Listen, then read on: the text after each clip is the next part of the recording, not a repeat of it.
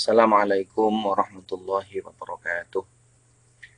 Alhamdulillah wa syukurillah wassalatu wassalamu ala rasulillah la hawla wa la quwwata illa billah amma ba'dah. Yang saya cintai dan saya banggakan, teman-teman mahasiswa, mahasiswi Fakultas Tarbiyah dan Ilmu Keguruan Unisnu Jepara. Alhamdulillah kita hari ini bisa berjumpa kembali dalam perkuliahan metodologi studi Islam dalam keadaan semoga semuanya sehat, ya, tidak ada halangan suatu apapun, semuanya diberikan keselamatan dan kesehatan dan keberkahan, kelancaran rezeki untuk kita semua dan keluarga kita. Amin, Allahumma amin. Pada pertemuan kali ini, ya, pertemuan kedua, ya, kita akan membicarakan tentang studi Islam. Minggu kemarin kita sudah membahas sedikit banyak tentang bagaimana urgensi memahami berbagai macam metode dalam studi Islam. Karena Islam itu luas sekali, Islam itu multidimensional, maka untuk memandang, untuk mendekati, ya, untuk memahami sesuatu yang luas, yang multi perspektif, multidimensi, kita juga membutuhkan alat, membutuhkan metode yang bermacam-macam. Sehingga pemahaman kita terhadap Islam itu tidak setengah-setengah, tidak sepotong-sepotong, tetapi komprehensif. Karena ketika kita memahami Islam secara sepotong-sepotong, maka yang ada adalah sempitnya wawasan kita, cupetnya cakrawala berpikir, sehingga memandang bahwa Islam itu agama yang sempit, agama yang kaku, agama yang miskin. Padahal Islam itu kaya, Islam itu warna-warni. Dari situlah keistimewaan agama Islam bisa kita lihat, bisa kita ketahui. Karena kalau kita hanya memandang dengan satu pandangan saja, satu perspektif saja, maka yang kita ketahui hanya satu itu saja. Islam ya itu saja. Tetapi kalau kita meluaskan pandangan kita, maka kita akan melihat betapa Islam itu indah, betapa Islam itu kaya dengan berbagai macam warna. Seperti halnya ketika seseorang, ya, melihat alam atau melihat sesuatu dengan menggunakan teropong dan dengan hanya satu mata, maka yang dia lihat hanya yang kelihatan di teropong itu. Dan kalau itu dipahami sebagai satu-satunya kenyataan, nah itu bahaya. Melihat gunung dan yang dilihat itu hanya ujungnya saja, maka itu akan mereduksi pemahaman tentang gunung. Tapi ketika pandangan kita luaskan, maka kita akan melihat gunung itu secara utuh. Melihat Islam juga begitu. Kalau hanya melihat dari satu sudut pandang saja, maka kita akan memahami Islam secara sempit, memahami Islam secara kaku.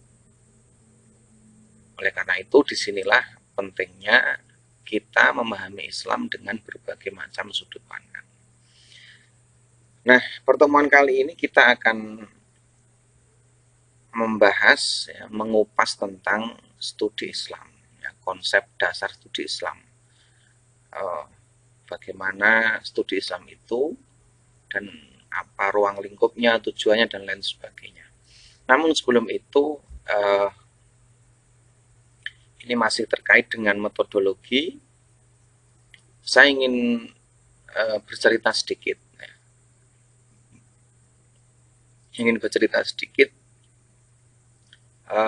Ada sebuah cerita, tepatnya legenda dari negara sepak bola, ya, Italia. Dari negara sepak bola. Di sebuah desa di Italia ada sebuah desa yang di situ tidak punya air, ya. Masyarakat desa kalau mau mendapatkan air dia harus pergi ke sungai. Mereka tidak punya sumur karena saat itu, ini cerita dari zaman klasik, belum tahu sistem perairan yang modern. Maka mereka, orang desa itu, meminta dua orang sahabat untuk melayani kebutuhan air mereka. Namanya Paulo dan Bruno. Paulo dan Bruno ini bekerja lah, ya, istilahnya berusaha lah, pengusaha, menjual air dari sungai untuk masyarakat desa, untuk kebutuhan sehari-hari mereka. Nah, Paulo dan Bruno ini setiap hari bekerja mengangkut air dengan ember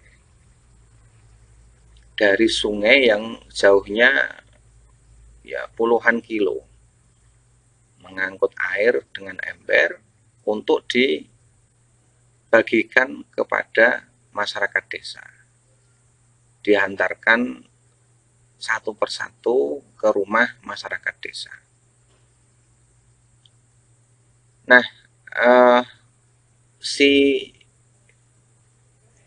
Bruno ini lama-kelamaan merasa jenuh, merasa lelah, capek dengan pekerjaan itu. Karena setiap hari harus mengangkut air untuk mencukupi kebutuhan masyarakat yang satu desa, ya, tidak sedikit. Akhirnya si Bruno ini kemudian memutar otaknya, bagaimana dia bisa menghantarkan air ke masyarakat desa tanpa mengeluarkan banyak tenaga dan bisa memberikan air itu cukup untuk masyarakat desa, untuk semua masyarakat desa. Nah, kemudian si Bruno ini mengungkapkan idenya kepada Paulo. Ini misalnya begini, loh Paulo, karena kita sudah lama bekerja mengangkuti air dengan ember, ini bagaimana kalau kita memasang pipa saja, memasang saluran air dengan pipa dari sungai nanti sampai ke rumah-rumah warga. Nah, Paulo mendengar ide itu tertawa. Itu ide apa? Tidak mungkin itu kamu lakukan. Tidak mungkin kamu lakukan. Kita harus butuh banyak modal. Dan kita yang tidak punya uang ini, hasil dari penjualan air ini mana cukup, gitu. Si Bruno ini ditertawakan sama Paulo. Tetapi Bruno tidak menciut, ya, karena ditertawakan sahabatnya. Dia mencoba membujuk Paulo untuk melaksanakan idenya, tapi Paulo tidak mau. Dia bilang itu ide gila. Akhirnya Bruno melakukan idenya sendiri. Ya.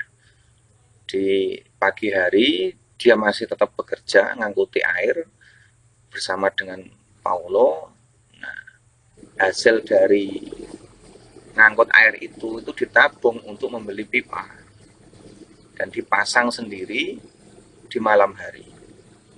Orang-orang desa tahu apa yang dilakukan Bruno, itu banyak yang tidak percaya, banyak yang menertawai,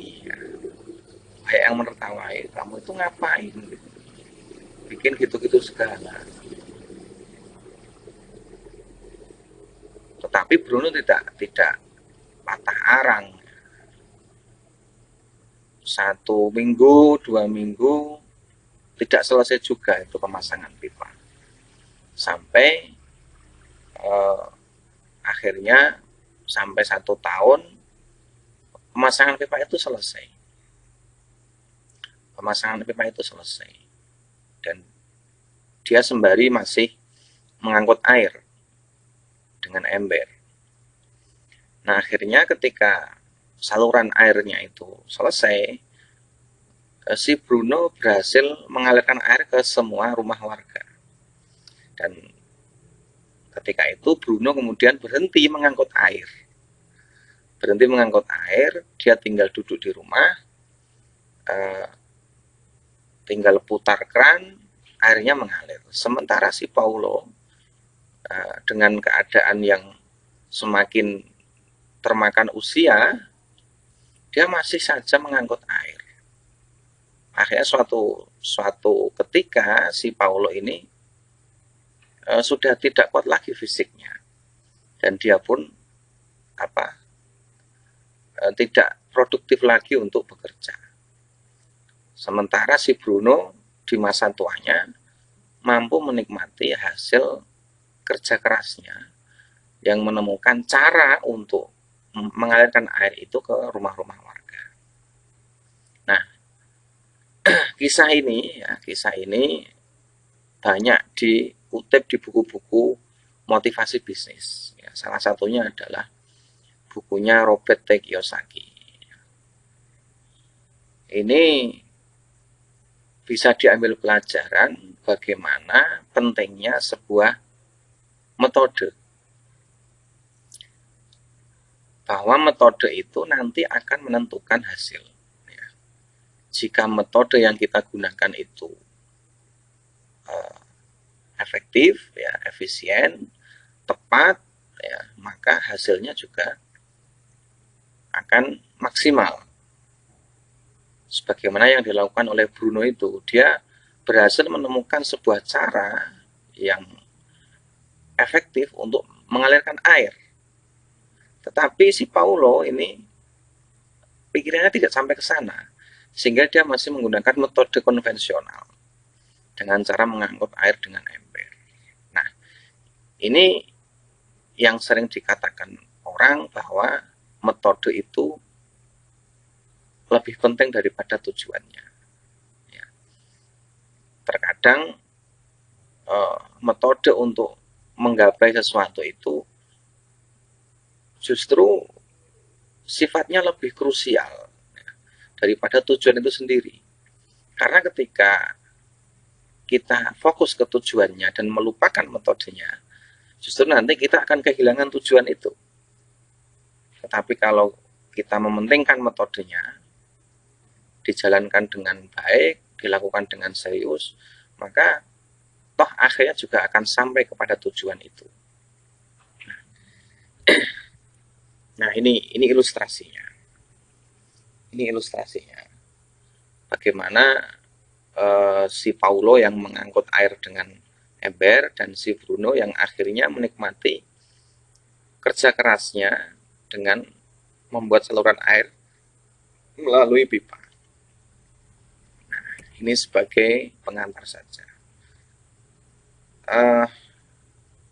Kata metode itu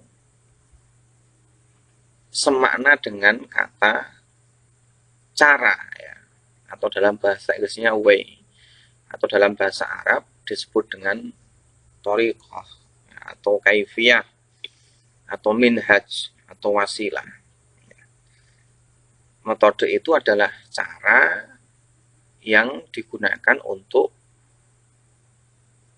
mencapai tujuan tertentu, ya, untuk melaksanakan sebuah pekerjaan agar mencapai tujuan.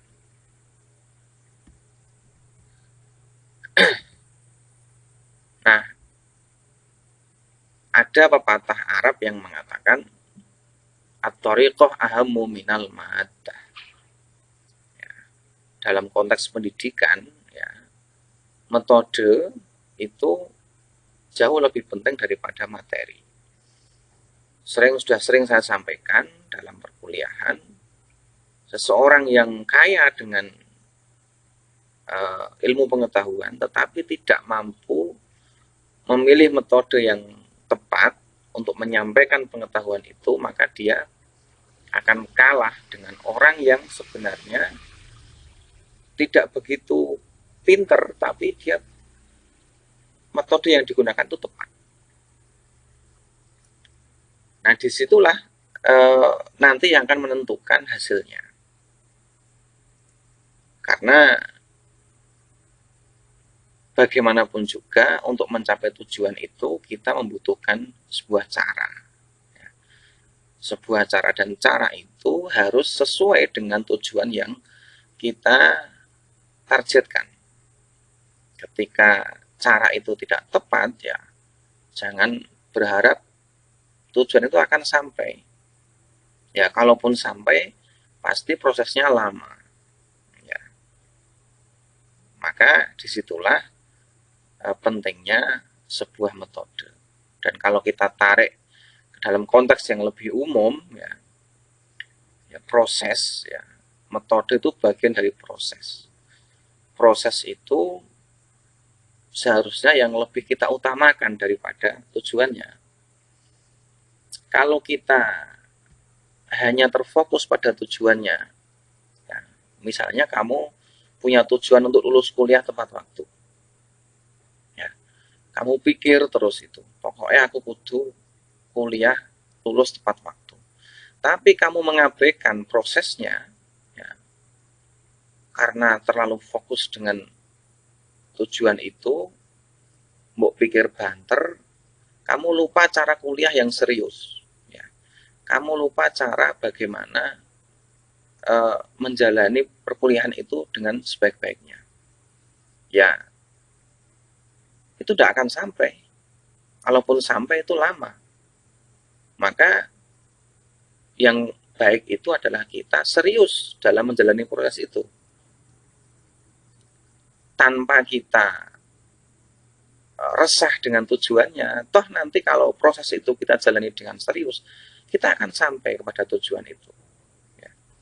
Jadi tidak usah merisaukan, ya, tujuan itu, tidak usah terlalu memikirkan tujuan itu sehingga kita melupakan prosesnya.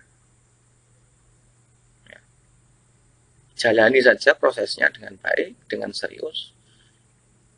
Toh orang yang serius menjalani proses, ya, kalau bahasa agamanya itu ikhtiar, ya, orang yang serius berikhtiar pasti nanti akan sampai pada tujuan.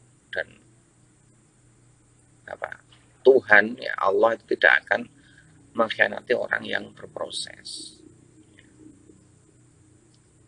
Ya, ini pentingnya sebuah metode.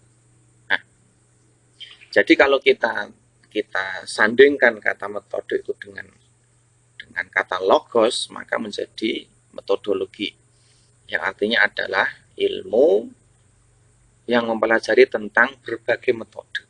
Ya. Jadi ilmu yang mempelajari metode. Jadi, metode itu cara, dan ada ilmu yang memang khusus membahas tentang cara itu.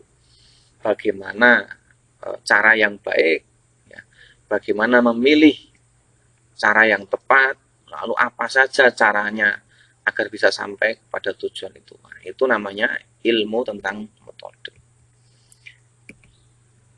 Nah, adapun studi, ini yang perlu saya tegaskan, kita sering menggunakan kata studi, ya, dalam naskah akademik, ya, dalam diskusi misalnya, atau dalam makalah itu.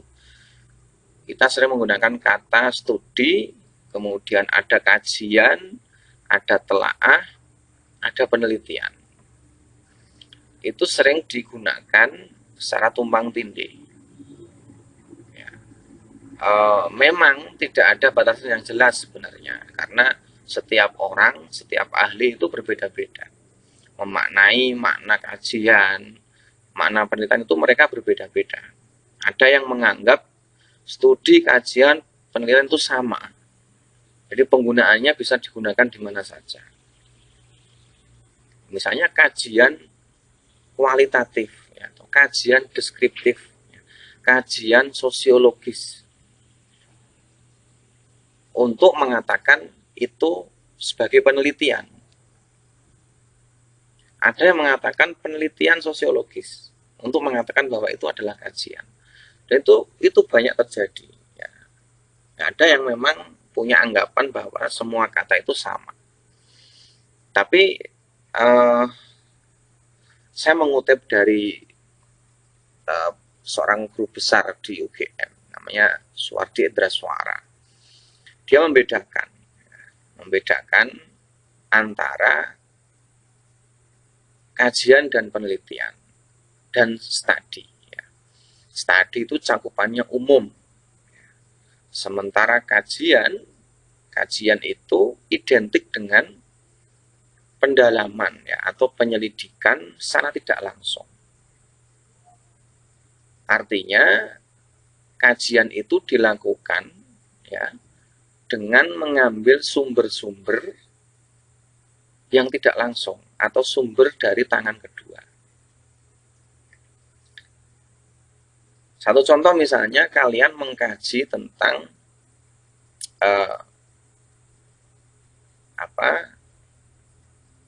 tradisi barian di Jepara. Ya. Kamu tidak mewawancarai langsung para pelakunya. Ya. Kamu tidak datang ke sana di waktu pelaksanaan tradisi itu untuk menyaksikan secara langsung. Tapi kamu hanya mengumpulkan tulisan-tulisan, artikel-artikel tentang tradisi barian itu. Lalu kamu menjadikan itu sebagai sebuah tulisan, ya, sebagai sebuah kajian. Maka itu dinamakan kajian. Dan kajian itu tidak terikat dengan metode ilmiah. Ya. Metode yang berbasis sains, ya, atau metode saintifik. Sementara penelitian ini kebalikannya. Penelitian ini diidentikan dengan penyelidikan secara langsung dari sumber-sumber pertama atau dari tangan pertama. Jadi kalau misalnya melakukan studi tentang tradisi barian itu, ketika kamu datang ke sana untuk menyaksikan prosesi tradisinya dan kamu wawancara langsung dengan para pelakunya, maka itu dinamakan penelitian. Dan pelaksanaannya pun terikat dengan prosedur ilmiah, ya, metode ilmiah. Mulai dari merumuskan masalah, kemudian menyusun hipotesis, mengumpulkan data, menganalisis, dan kemudian menyimpulkan. Nah, dari sini saya kira bisa dipahami perbedaannya. Ya. Penelitian itu ada prosedur yang sistematis, ya, prosedur yang disepakati oleh para ahli dengan menggunakan pendekatan saintifik. Ya. Kalau kajian itu bisa dilakukan dengan cara apa saja. Kamu menulis artikel, ya, tanpa melakukan pengumpulan data ke lapangan, hanya mengutip pendapat orang, itu sudah menjadi sebuah kajian. Nah, kalau studi itu mencakup keduanya. Ya. Studi itu ya mencakup kajian dan juga mencakup penelitian. Maka kalau kita bawa kepada konteks studi Islam, ya, maka studi Islam itu juga bisa dilakukan dengan cara kajian, ya, atau telaah. Bisa juga dilakukan dengan penelitian. Ya, tadi misalnya mengkaji tradisi Maulid Nabi dengan cara mengumpulkan artikel-artikel yang ada untuk mendalami tradisi Maulid Nabi. Itu namanya kajian Maulid Nabi. Tapi kalau kamu misalnya terjun ke lapangan untuk mengamati bagaimana tradisi Maulid Nabi itu dilakukan di masyarakat Jepara misalnya, nah itu namanya penelitian. Oke, saya kira itu bisa dipahami. Nah, studi Islam, ya, studi Islam. Jadi studi Islam itu berarti mengkaji tentang Islam. Ya. Lalu Islam sendiri, ya, itu maknanya adalah sebuah agama. Ya. Dinun ilahiyun, wahya ilan Nabi Muhammadin sallallahu alaihi wasallam. Biwasilati Jibril. Ya. Jadi Islam itu adalah agama Tuhan, ya. Agama Tuhan, agama yang diturunkan oleh Tuhan, maksudnya melalui wahyu yang disampaikan kepada Nabi Muhammad lewat malaikat Jibril. Itu definisi Islam. Nah, Islam sendiri kalau kita cermati, kalau kita dalami sebagai objek studi, ya, itu bisa diklasifikasikan menjadi dua domain. Ya, yang pertama Islam sebagai agama. Islam sebagai agama adalah Islam yang berupa wahyu yang diturunkan kepada Nabi Muhammad. Yang isinya adalah ajaran. Wahyu itu tadi. Bukan wahyu nugroho. Bukan wahyu hidayat. Wahyu di sini maksudnya adalah ajaran Tuhan yang disampaikan kepada Nabi. Agama sebagai sebuah dogma, sebagai sebuah ajaran. Ketika agama atau Islam itu dimaknai sebagai wahyu, ya, kalam Allah, baik itu berupa Al-Quran maupun hadis. Ya. Hadis itu meskipun itu adalah kalam Nabi atau perilaku Nabi, tapi hadis itu juga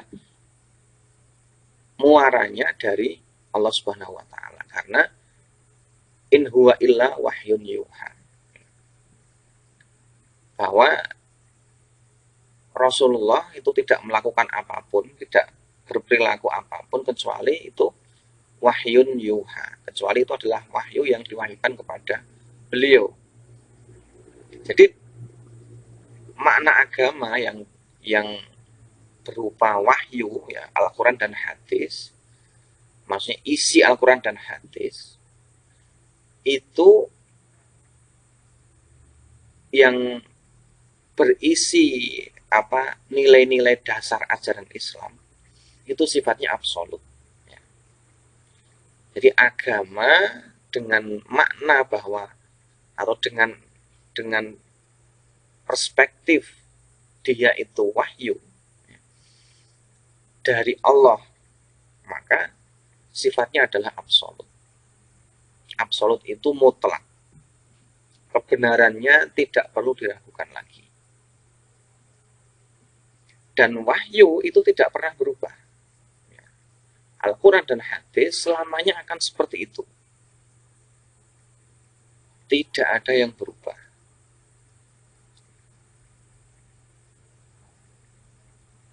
Yang sifatnya itu universal. Universal itu mencakup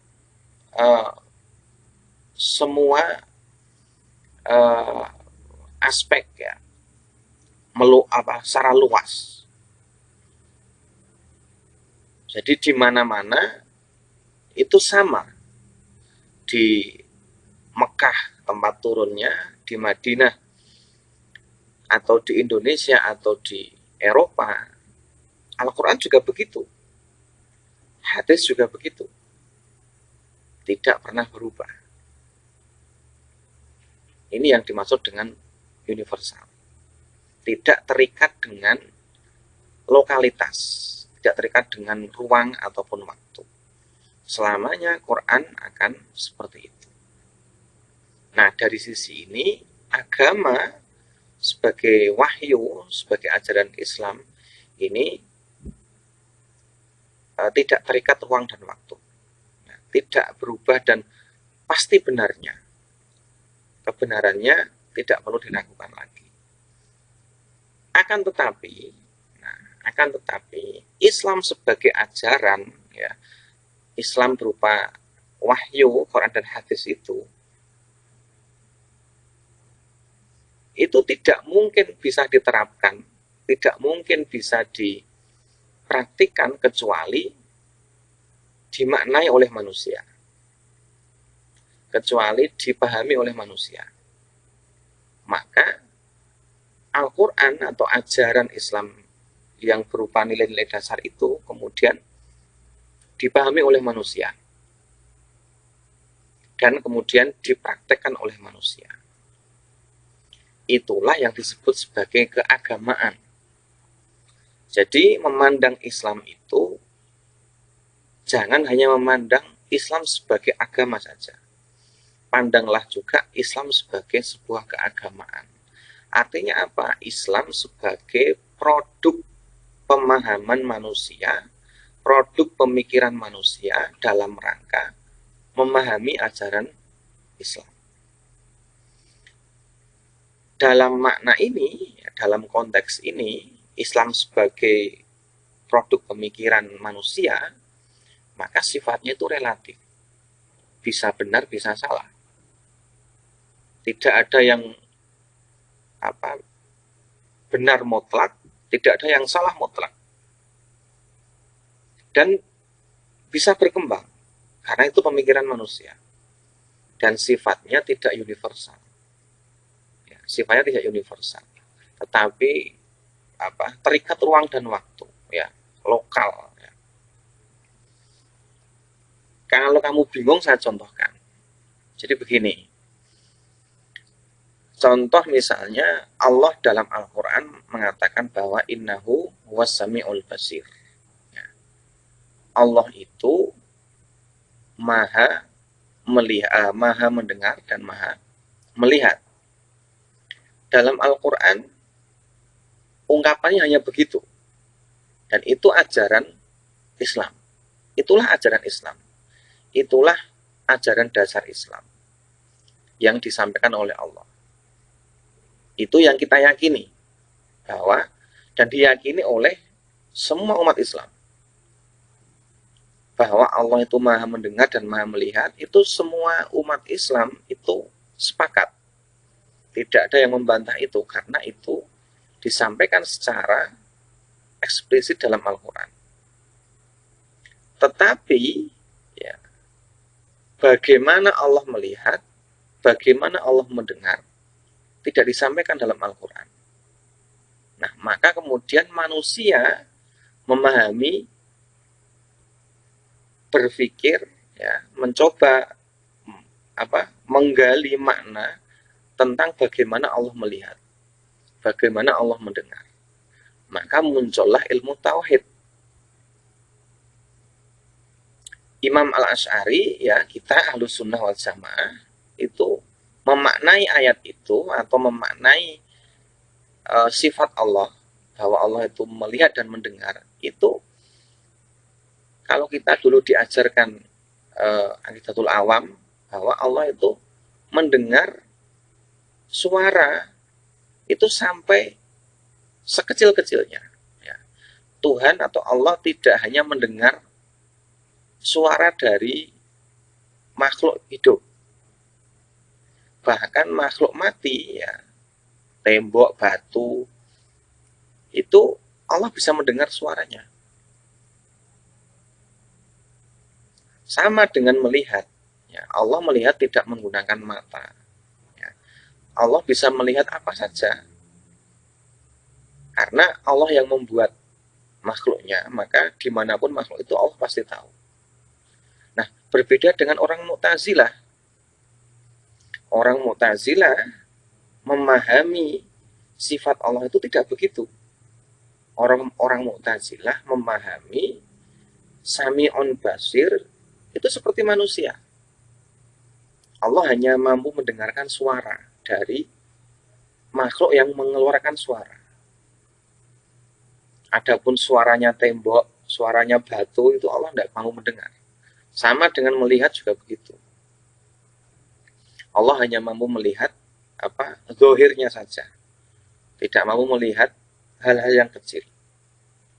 Itu pemikiran orang Mu'tazilah. Nah, inilah namanya keagamaan. Jadi, Allah Maha melihat dan Maha mendengar itu adalah agama, ya, wahyu yang pasti benarnya. Semua orang Islam sepakat. Tapi bagaimana Allah melihat dan mendengar itu semua umat Islam berbeda-beda pemikiran.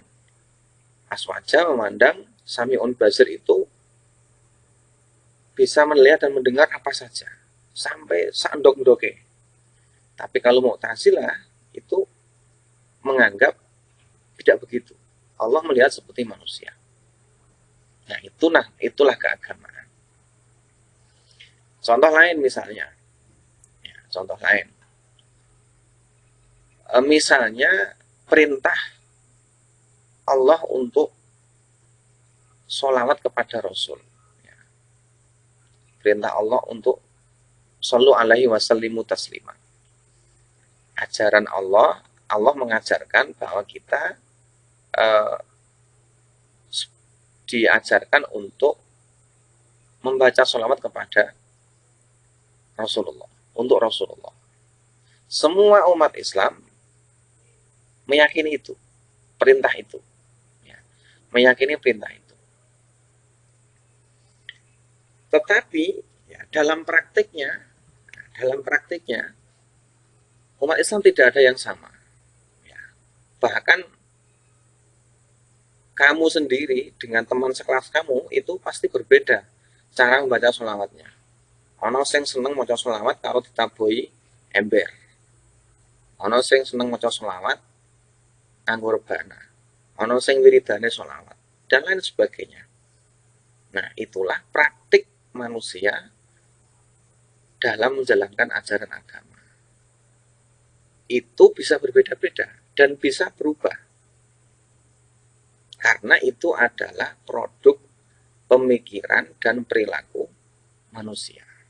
Tapi kalau ajaran Islam dalam bentuk ajaran bahwa Allah memerintahkan kita untuk bersolawat, ya misalnya Allah memerintahkan kita untuk sholat, Allah memerintahkan kita untuk zakat, itu tidak berubah.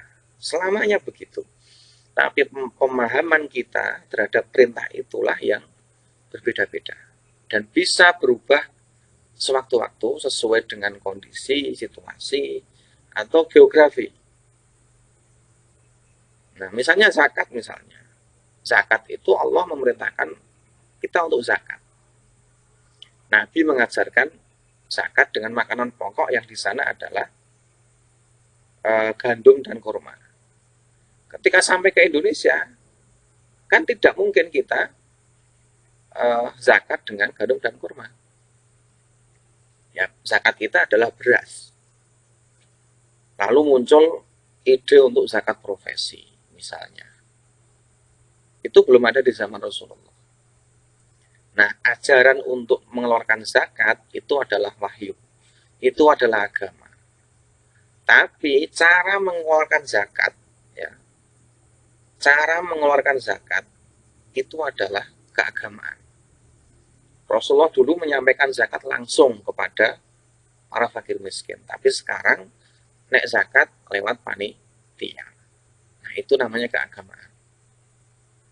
Nah, ini perlu dipahami karena ketika kita tidak bisa membedakan antara Islam sebagai agama, sebagai ajaran, dan Islam sebagai pemikiran manusia, kita akan terjebak. Kita akan terjebak dalam sempitnya pemahaman itu. Orang yang tidak paham dengan domain ini, dia pasti akan mengklaim bahwa dialah yang Islam. Dia akan mengklaim bahwa Islam itu cuma satu, Islam ya siji. Dia tidak paham bahwa ketika dia bilang begitu, itu adalah pemikiran dia. Ya. Karena Islam itu satu, itu maksudnya adalah Islam yang berupa wahyu. Bukan pemikiran manusia. Nah, jadi kesimpulannya begini.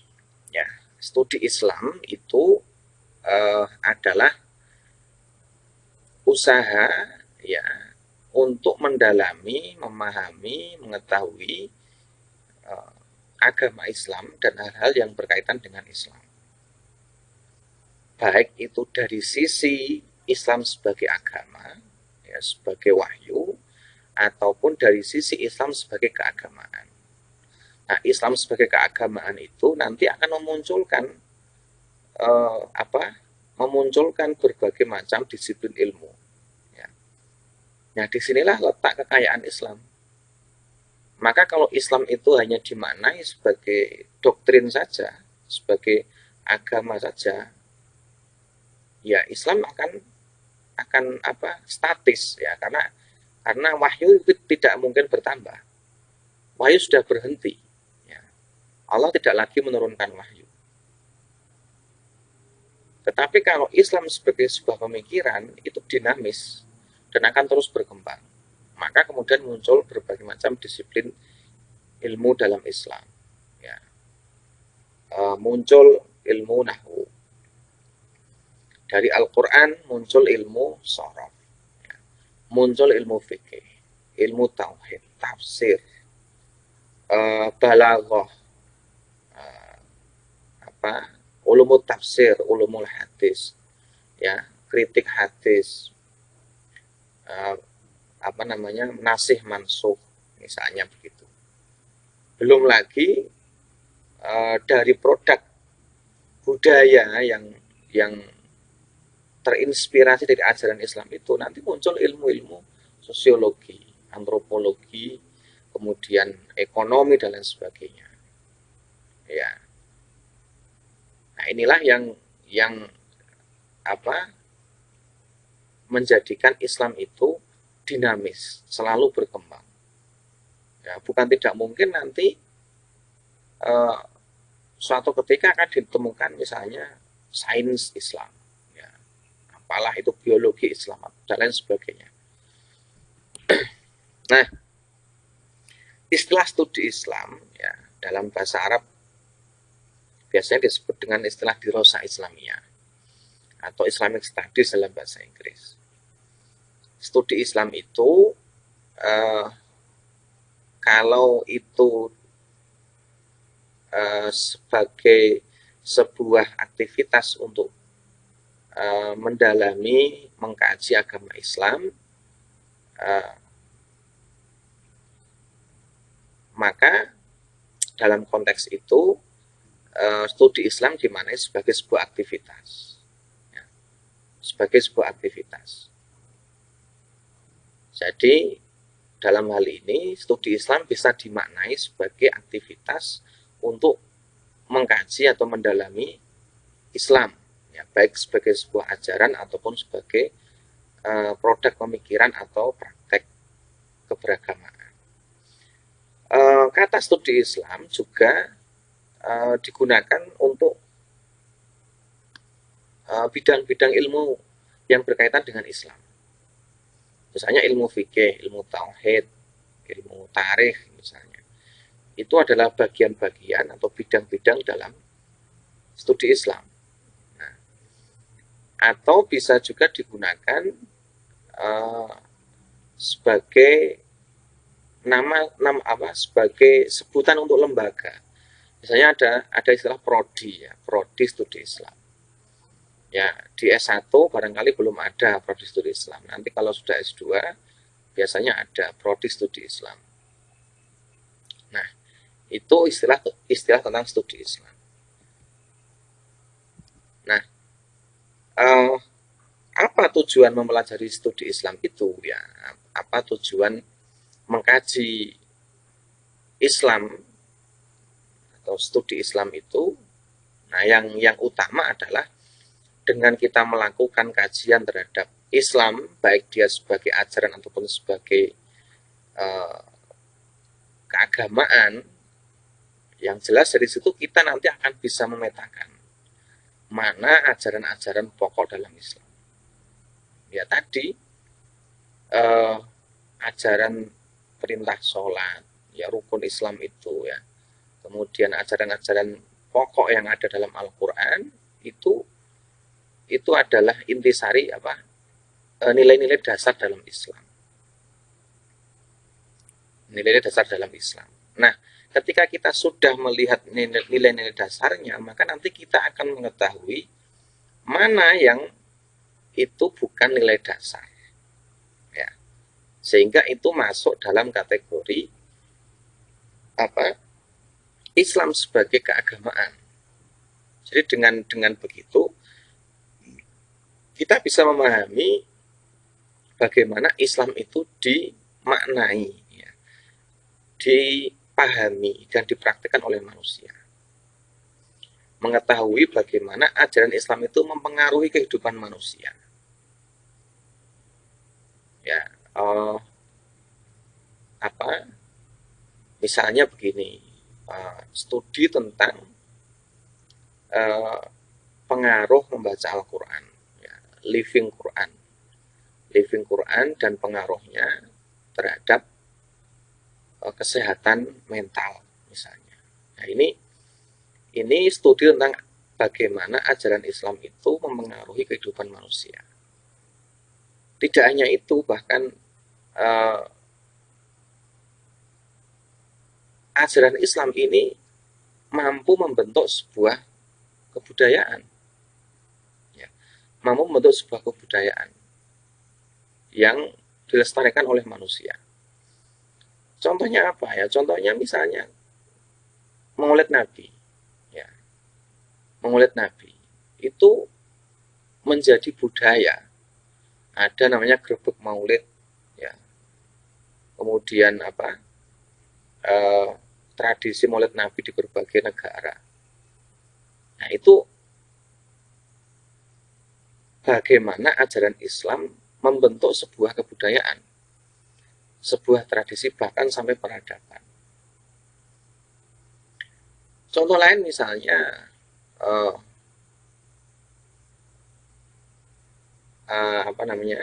menyambut bulan Suro itu, ya, menyambut bulan Suro dengan misalnya tradisi bubur Suro, mengusap kepala anak yatim. Nah, itu ajaran Islam yang kemudian ditradisikan dan menjadi sebuah budaya.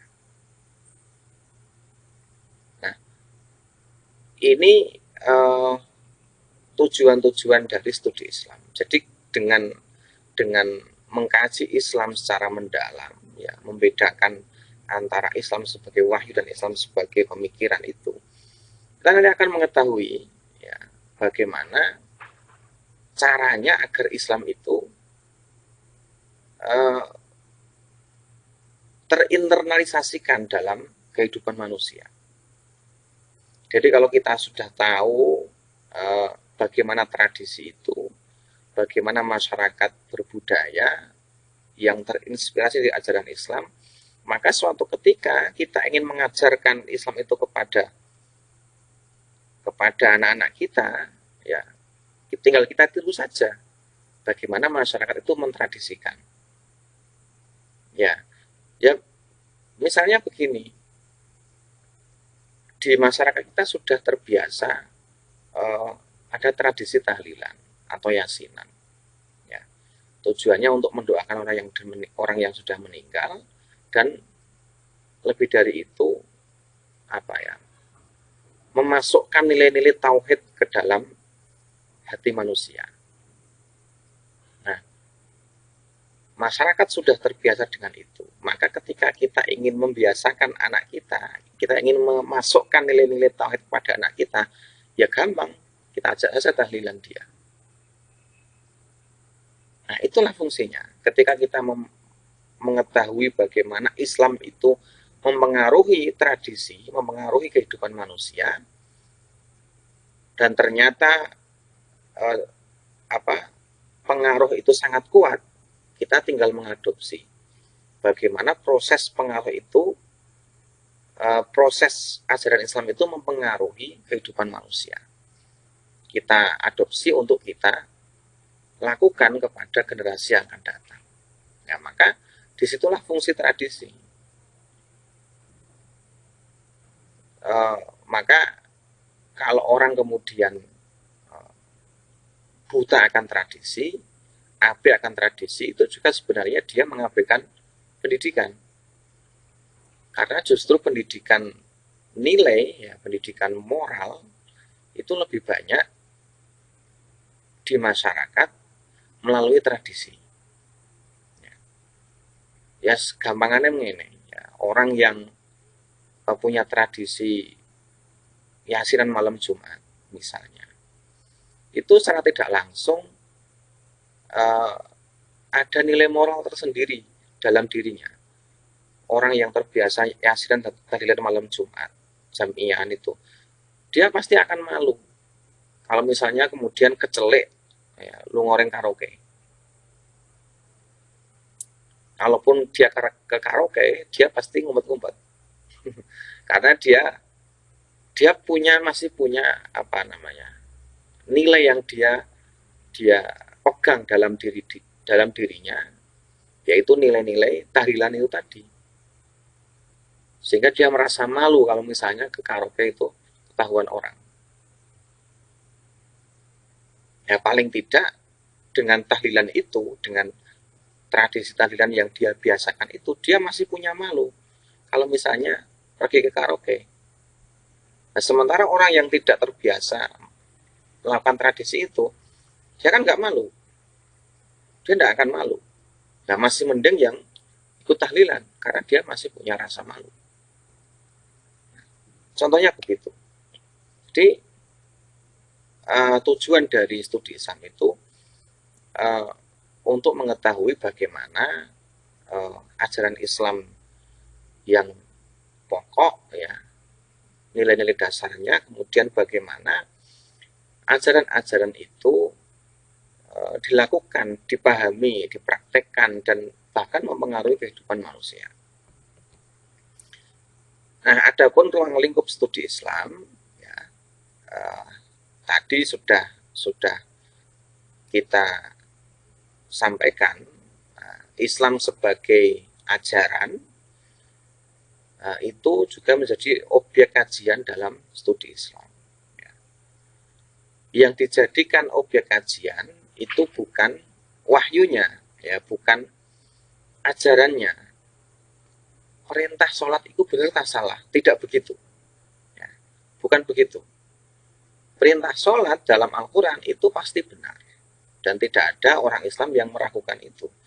Studi Islam tidak membahas itu, ya. Studi Islam tidak membahas itu, ya. Studi Islam membahas atau mendalami perintah sholat itu, ya, perintah sholat itu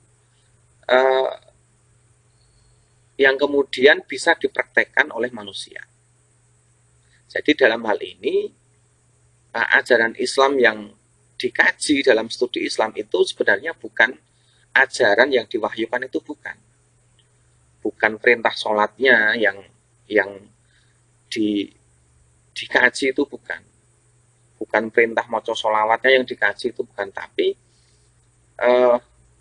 hal-hal yang terkait dengan itu. Ya, misalnya apa gunanya sholat, ya, apa gunanya maca sholawat. Nah, dari situlah kemudian nanti muncul ilmu-ilmu normatif, ilmu-ilmu tentang ajaran Islam yang dikaji dari sumber-sumber ajaran Islam yang utama, yaitu Al-Quran dan hadis. Maka muncul namanya ilmu tauhid. Ilmu tauhid itu dikaji dari Al-Quran dan hadis. Muncul ilmu fikih. Ya, kalian tahu pasti akidah ilmu tauhid itu tidak berbicara tentang bagaimana, tentang Allah itu bentuknya bagaimana. Tidak. Ya, ilmu tauhid itu berbicara tentang Allah sebagai Tuhan dan Allah itu bagaimana? Ya, Allah itu sifat-sifatnya bagaimana? Allah itu uh, bagaimana kalau menciptakan makhluk dan seterusnya. Jadi tidak dalam rangka mempertanyakan kebenaran Allah, bukan. Karena itu adalah ajaran dasar Islam. Nah, studi Islam tidak membahas itu. Tidak membahas bahwa Allah itu benar tak salah, tidak. Perintah suatu benar tak salah, tidak. Studi Islam membahas tentang hal-hal yang berkaitan dengan itu, yang merupakan pemikiran manusia. Ya, jadi Allah itu satu misalnya. Allah itu satu. Dan punya sifat wahdaniyah. Wahdaniyah ini harus dimaknai, dan itulah tugasnya ilmu tauhid. Jadilah ilmu tauhid itu. Nah, maka ilmu tauhid itu adalah produk pemikiran manusia. Tetapi ajaran bahwa Allah itu satu, nah, itu wahyu. Sementara makna bahwa Allah itu satu sifatnya, satu zatnya, satu perilakunya, nah itu adalah ilmu tauhid, dan itu bisa berubah. Itu berkembang. Fikih juga begitu. Tafsir juga begitu. Karena ilmu-ilmu itu adalah ilmu hasil pemikiran manusia dengan mengambil makna dari ajaran Islam. Nah, itu yang pertama. Yang kedua, objek studi Islam atau ruang lingkup studi Islam adalah praktek dan perilaku manusia dalam menjalankan agama. Ya, tadi saya contohkan, ya, Allah memerintahkan untuk, misalkan Rasulullah atau Allah memerintahkan untuk membaca la ilaha illallah. Untuk membaca la ilaha illallah. Semua umat Islam sepakat itu, karena itu ajaran dasar. Bahwa la ilaha illallah itu adalah kalimat tauhid. Tetapi ekspresi manusia dalam memaknai kalimat tauhid itu berbeda-beda. Ono sing ditulis no gendero, misalnya. Ono sing ditiga-tigai kaligrafi, ditokok nang masjid. Ono sing ditulis tokok nang mobil. Ono sing ora gelem ngono, wis cukup ae digawe wiridan atau digawe tahlilan. Nah, itu praktik-praktik manusia dalam menjalankan perintah agama.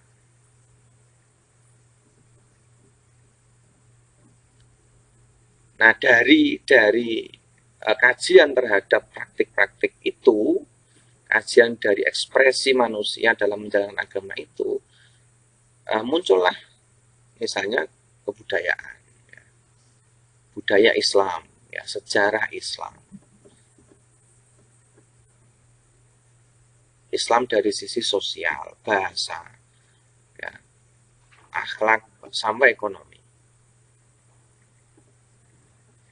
Ini ruang lingkup kajian Islam atau ruang lingkup studi Islam. Nah, ini menyambung dari ruang lingkup tadi. Ada sementara orang yang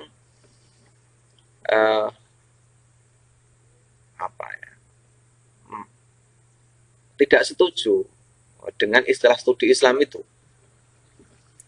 Ya, karena tidak mungkin Islam itu dijadikan sebagai objek studi. Karena Islam itu sudah pasti benar. Lo ngopo dikaji mana? Gitu. Karena Islam itu wahyu. Definisinya kan jelas. Al-Islamu dinun ilahiyun uhiya ilan nabi. Jadi nggak usah dikaji lagi karena sudah pasti kebenarannya. Nah,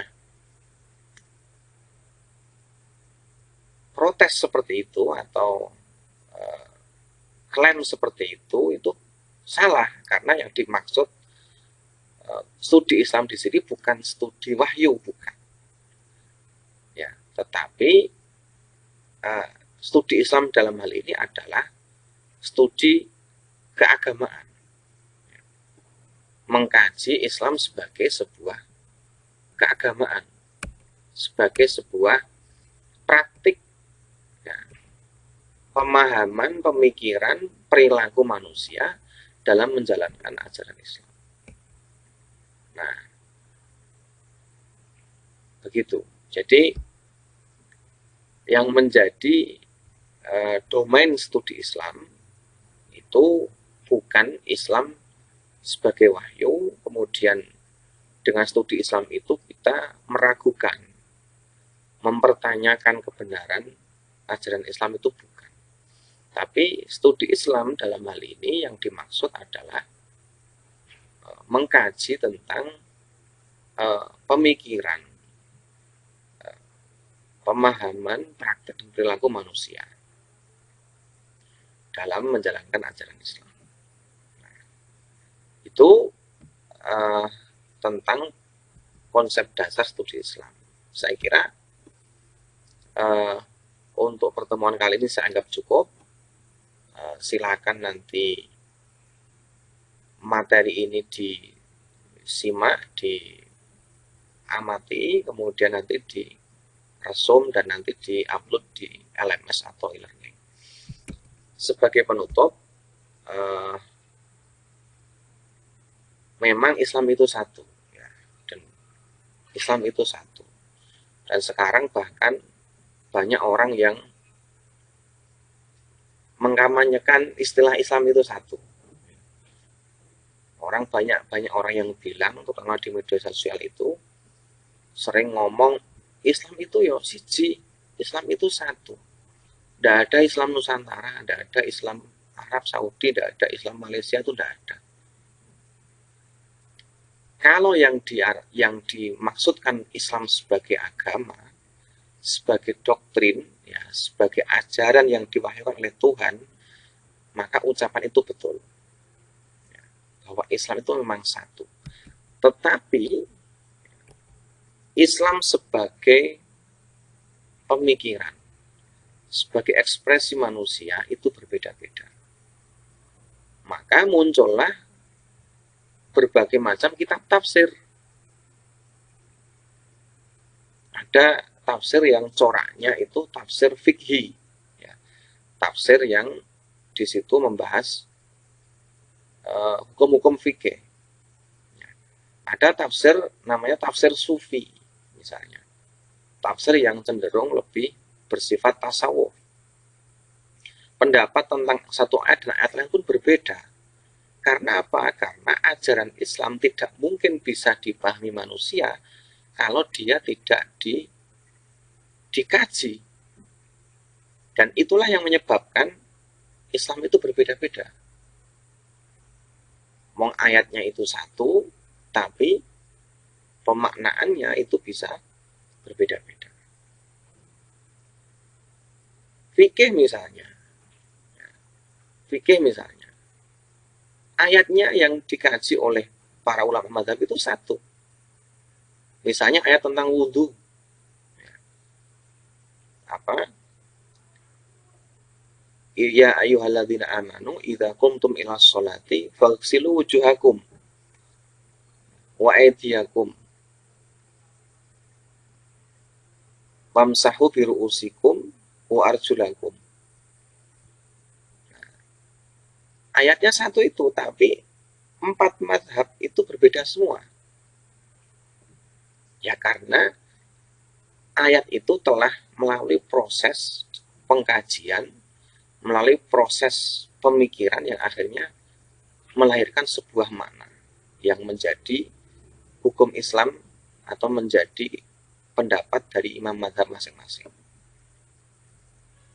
Nah, dan sebenarnya kalau seseorang itu ngomong, ya, Islamku siji, bahwa aku ora melu Islam Nusantara, saya tidak ikut Islam ini, Islam itu, sebenarnya dia pun sedang menafsiri Islam itu sendiri.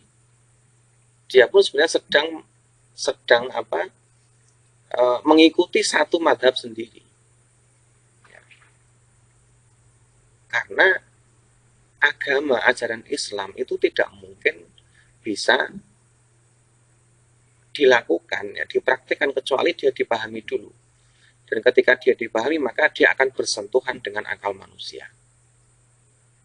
Ya, maka meskipun Islam itu satu, Islam itu secara agama memang satu, tetapi prakteknya itu banyak sekali.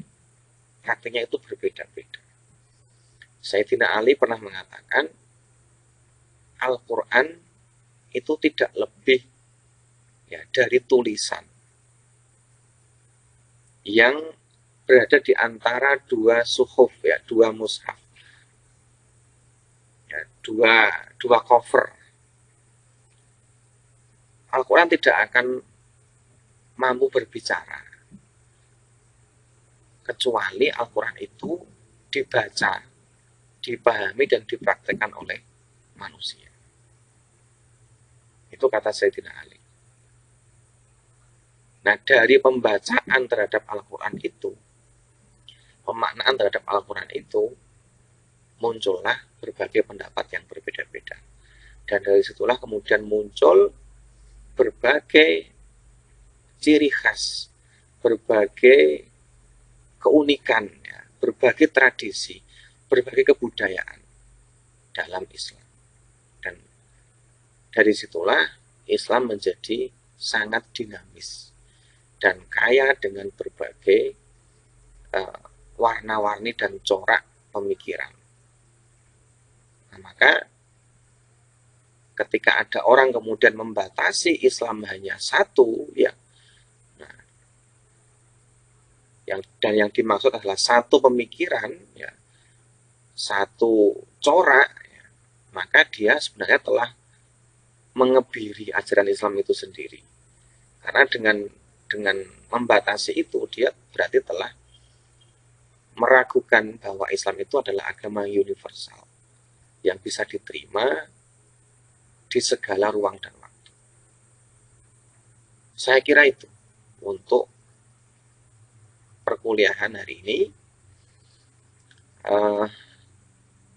Minggu depan kita lanjutkan kembali, dan saya harapkan untuk minggu depan kelompok sudah terbagi dan yang presentasi nanti sudah siap. Silakan nanti presentasinya disampaikan melalui rekaman video dan bisa diupload di YouTube sehingga nanti bisa disaksikan oleh banyak orang, dan diniatkan saja bahwa kita presentasi kemudian kita upload di YouTube itu bagian dari kita untuk nasrul ilmi, ya, bagian dari kita untuk menyebarkan ilmu agama Islam. Begitu, kurang lebihnya mohon maaf. Wallahul muwaffiq ila aqwamit thoriq. Assalamualaikum warahmatullahi wabarakatuh.